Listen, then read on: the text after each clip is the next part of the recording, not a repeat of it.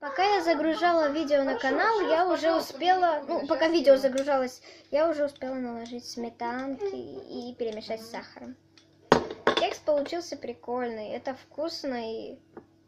Пусть он небольшой, но на одного человека хватит. Сейчас я попробую со сметаной. Ух, прямо вот эту пленочку, вот это вот. Да ничего, дети учатся, учебный год заканчивается, скоро каникулы. Тише, тихо, тихо, тише. А так? Вкусно.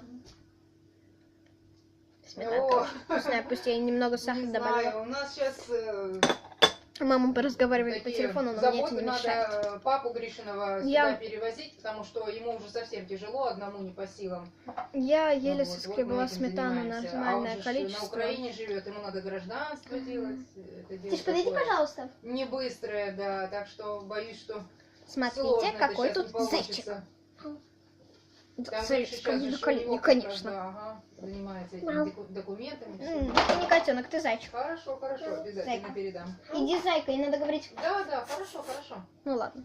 Посмотри, сейчас. Да. С другой стороны. Кого? Кого именно? Девочка. Кепка, да ё-моё. Василия, это вот нашего... Мы перенеслись в комнату.